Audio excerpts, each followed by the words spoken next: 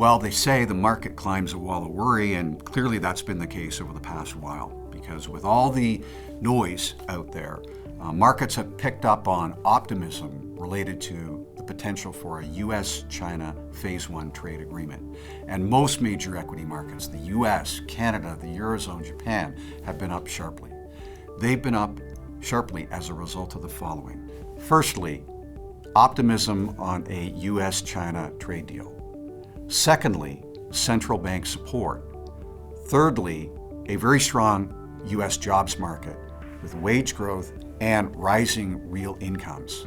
And lastly, a lack of alternatives. It really is a TINA market, and that is, there is no alternative to equities. One thing we can say is it'll be interesting. What we've seen over the last while is with every tweet from the president, the markets are provided with direction, either good or bad. For equity investors, a divided government where we have checks and balances through a sharing of the balance of power on Capitol Hill has historically been a good environment for equity investors.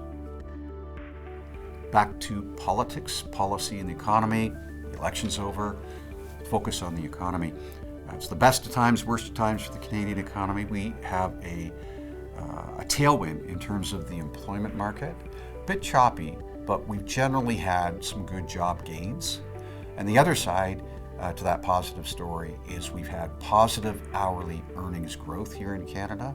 So the average Canadian is seeing their wages rise. In fact, it's exceeded growth for the U.S. labor. So that's a positive.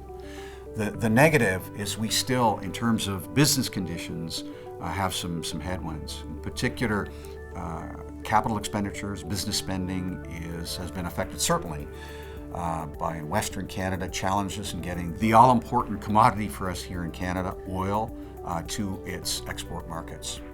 So that will be a challenge. We will get decent growth, but not strong growth here in Canada. Certainly a recession is not likely in the cards. For the Bank of Canada, we'll have support.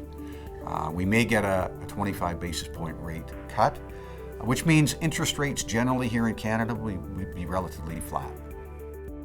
We've talked a little bit about the global economy and global economic recession. Let's talk about policy, because over the next 12 months, there are many things going on. First off, let's talk about successions at central banks. We know that Mark Carney will be leaving his post at the Bank of England, so we'll have a new regime in terms of leadership for the all-important Bank of England. We also know it's just been announced that Stephen Poloz will step down as the head of the Bank of Canada.